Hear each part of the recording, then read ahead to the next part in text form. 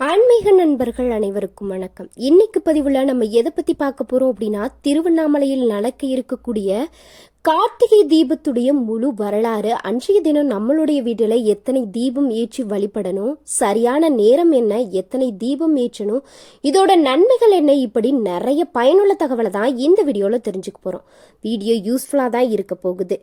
சிவனுடைய 5 அம்சங்களான படைத்தல், காத்தல், அழித்தல், மறைத்தல், அருள் ஆகியவற்றை காட்டக்கூடிய விதமாக தான் இந்த பரணி தீபம் ஏற்றப்படுது. அக்னியாக காட்சியளித்த சிவபெருமானுடைய கார்த்திகை மாத கிருத்திகை நட்சத்திரத்துல திருமால் பிரம்மன் இருவருக்கும் அக்னி வடிவமாக காட்சி கொடுத்தவர் தான். இந்த நாளில் தான் தீப திருநாள் கொண்டாடப்பட்டுட்டு வருது அப்படின்னு சொல்லலாங்க. இவ்வளவு சிறப்புகள் வாய்ந்த இந்த திருவண்ணாமலை அருணாச்சலேஸ்வரர் கோவில்ல எதற்காக பரணி தீபம் ஏற்றப்படுறாங்க, இதோட வரலாறு என்ன, அன்றைய தினம் நம்ம வீட்டில் என்னென்ன விஷயங்களை செய்யணும் செய்யக்கூடாது அப்படின்ற தகவலை தான் இந்த பதிவின் மூலமாக நம்ம தெரிஞ்சுக்க போகிறோம். வீடியோ யூஸ்ஃபுல்லாக இருக்கும். ஸோ ஸ்கிப் பண்ணாமல் வீடியோவை முழுமையாக பாருங்கள். நீங்கள் இப்போ தான் ஃபஸ்ட் டைம் நம்மளுடைய சேனலை பார்க்குறீங்க அப்படின்னா மறக்காமல் நம்மளுடைய சேனலை சப்ஸ்கிரைப் பண்ணிவிட்டு கூடவே இருக்க பெல் ஐக்கானையும் மறக்காமல் கிளிக் பண்ணுங்கள். அப்போ தான் நம்ம போடக்கூடிய வீடியோ நோட்டிஃபிகேஷன் மூலியமாக உடனுக்குடனே உங்களை வந்து சேரும். வாங்க நண்பர்களே, வீடியோக்குள்ளே போகலாம். கார்த்திகை மாதம் முழுவதுமே விளக்கேற்றி சிவபெருமான வழிபட்டா எல்லா விதமான நலன்களும் கிடைக்கும். அதனாலதான் கார்த்திகை மாதத்தில் வரக்கூடிய பரணி, பௌர்ணமி, திங்கட்கிழமை, சோமவாரம் இப்படி அனைத்துமே சிறப்புக்குரியதா சொல்லப்படுது.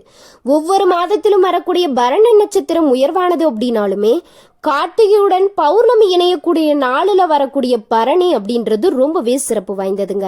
அமாவாசைக்கு அடுத்தபடியாக முன்னோர்களுடைய வழிபாட்டிற்கு உகந்ததா இந்த பரணி நட்சத்திர தினம் தான் இருக்கு. இந்த பிறவில நம்ம வாழக்கூடிய காலம் முழுவதும் ஒளிமயமான வாழ்வை பெறுவதற்காகவும், இந்த உலக வாழ்க்கை முடிந்த பிறகு மேலும் உலகிற்கு செல்லக்கூடிய வழியிலும், மேல் உலகிற்கு சென்ற பிறகும் இருளில சிக்கு தவிக்காது ஒளிமயமாக நாமும் நம்மளுடைய முன்னோர்களும் இருப்பதற்காகவே இந்த பரணி தீபம் ஏற்றப்படுது அப்படின்னு சொல்றாங்க. கார்த்திகை மாதம் முழுவதுமே விளக்கேற்றி சிவபெருமான வழிபட்டா எல்லா விதமான நலன்களும் நம்மளுக்கு கிடைக்கும். அதனாலதான் இந்த கார்த்திகை மாதத்துல வரக்கூடிய பரணி நட்சத்திரம் ரொம்ப சிறப்பானதா சொல்லப்படுறாங்க. இந்த பரணி தீபம் எதற்காக ஏற்றப்படுறோம் அப்படின்னு இதுவரைக்கும் நீங்க தெரிஞ்சிருக்கீங்களா, இல்ல நினைச்சிருக்கீங்களா? அப்படின்னு நினைச்சிருந்தீங்க அப்படின்னா மறக்காம உங்களுடைய கருத்துக்களை கமெண்ட் பாக்ஸ்ல பதிவிடுங்க. இந்த பரணி தீபம் எப்படி வந்துச்சு, இதோட உருவான கதை என்ன அப்படின்னா, கடோபநிஷதம் எனும் நூலில் நசிகேதன் என்பவருடைய வரலாறு குறிப்பிடத்தக்க ஒன்றாய் இடம்பெற்றிருக்கும்.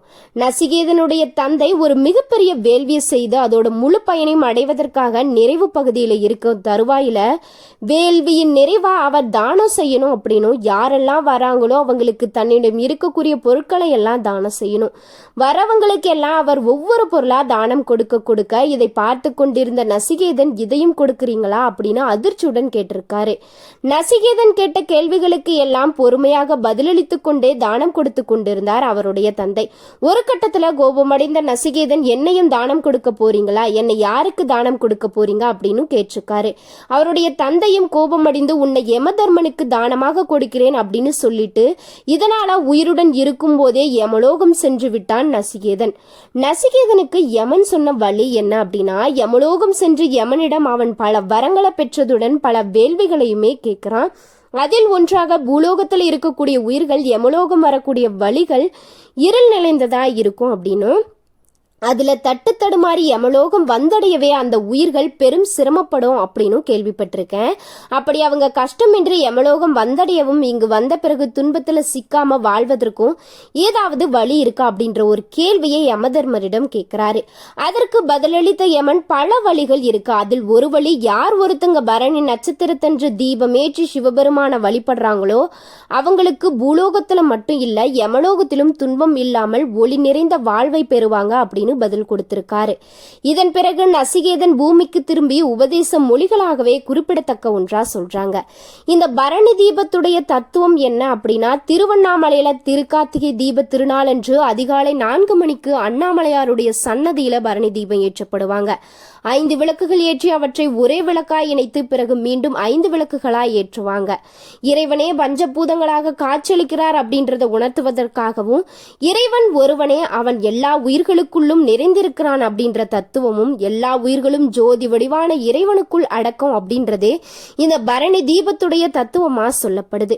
வீட்டுல எப்படி பரணி தீபம் ஏற்றுவது அப்படின்ற கேள்வியும் சந்தேகமும் நிறைய பேருடைய மனதுல இருக்கும். திருக்கார்த்திகைக்கு முந்தைய நாள் வீடுகள்ல நம்மளுடைய முன்னோர்கள் நமது நலனுக்காக பரணி தீபம் ஏற்றணும் அப்படின்னு சொல்லிட்டு போயிருப்பாங்க. திருக்கார்த்திகை தினத்திற்கு முந்தைய நாள் மாலை வேளையில 6:30 மணிக்குள் பரணி தீபம் ஏற்றணும். வழக்கமா ஏற்றுவது போல் நிலைவாசல்ல 2 தீபங்களும் பூஜை அறையில விளக்கும் ஏற்ற வேண்டும். அதோடு தனியாக ஒரு தாம்பலத்துல 5 விளக்குகளை வட்ட வடிவலை ஏற்றணும். அனைத்து விளக்குகளும் அனைத்து திசை நோக்கி எரியும் என்பதால திசை கணக்கு கிடையாது.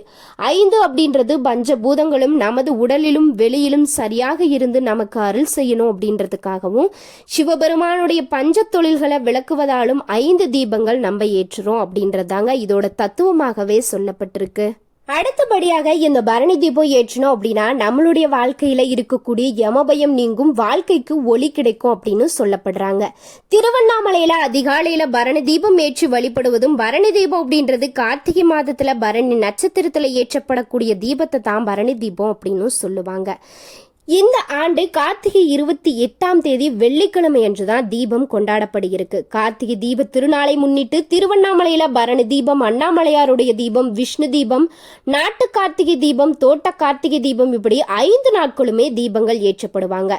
தீபம் ஏற்றுவதற்கு உகந்த நேரமா பார்க்கப்படுவது அதிகாலை பிரம்ம முகூர்த்தமான 4 மணி முதல் 6 மணி வரையும், மாலை 6 மணி முதல் 7 மணி வரை காலையில் ஏற்றி வழிபட்டால் அனைத்து செயல்களும் நன்மையை கொடுக்கும், பெரும் புண்ணியம் நம்மளுக்கு கிடைக்கும், முன்வினை பாவம் விலகும். பரணி தீபமும் அதிகாலையில அண்ணாமலையார் கோவில்ல ஏற்றப்படுறாங்க அப்படின்னு சொல்லப்படுது. பஞ்சபூதங்களுக்கு தலைமையா விளங்கும் அருணாச்சலேஸ்வரரை வழிபடவே இப்படி ஏற்றப்படுகிறது. கோவில்கள்ல அதிகாலையில் ஏற்றப்படும் தீபம் ரொம்பவே விசேஷமானது.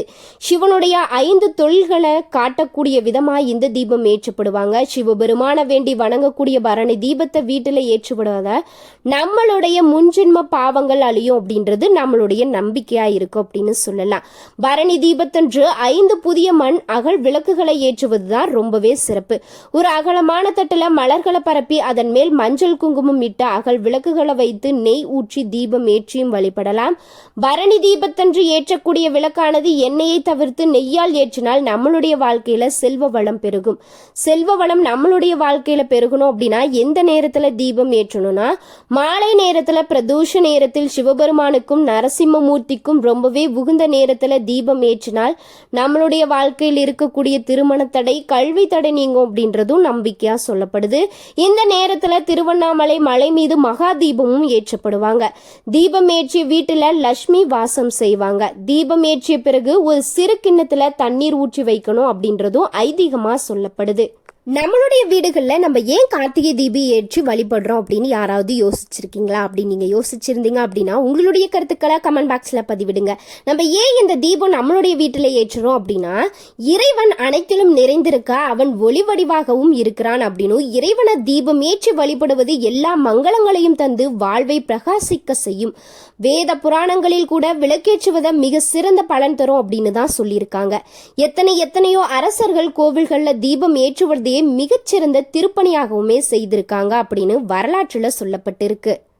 இன்னொரு மிகப்பெரிய விஷயமா வரலாற்றுல சொல்லப்பட்டது என்ன அப்படின்னா கார்த்திகை திருநாள் அன்றுதான் ஆறுமுக கடவுள் பிறந்ததா ஐதீகமாகவும் இருக்கு. அதனால அந்த நாளை பலருமே கொண்டாடிட்டு வராங்க.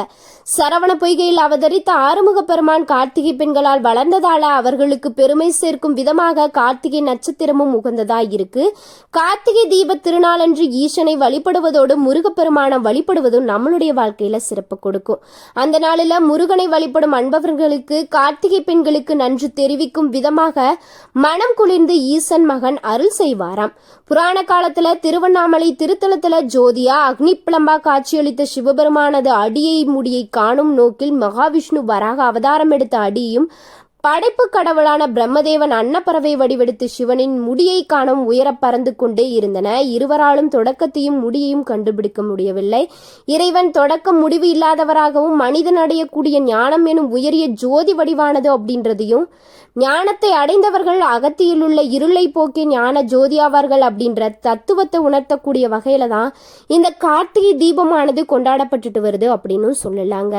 வீடியோ உங்களுக்கு ரொம்பவே பயனுள்ள வகையில தான் இருந்திருக்கு நம்புறேன். வீடியோ பிடிச்சிருந்தா மறக்காம லைக் பண்ணுங்க, ஷேர் பண்ணுங்க, கமெண்ட் பண்ணுங்க. நீங்க இப்பதான் ஃபர்ஸ்ட் டைம் நம்மளுடைய சேனலை பார்க்குறீங்க அப்படின்னா சேனலை சப்ஸ்கிரைப் பண்ணிட்டு கூடவே இருக்க பெல் ஐக்கானையும் மறக்காம கிளிக் பண்ணுங்க. அப்பதான் நம்ம போடக்கூடிய வீடியோ நோட்டிஃபிகேஷன் மூலியமா உடனுக்குடனே உங்களை வந்து சேரும். இந்த வீடியோ பத்தி நீங்க என்ன நினைக்கிறீங்கன்னு சொல்லிட்டு உங்களுடைய கருத்துக்களை கமெண்ட் பாக்ஸ்ல சொல்லுங்க. நன்றி.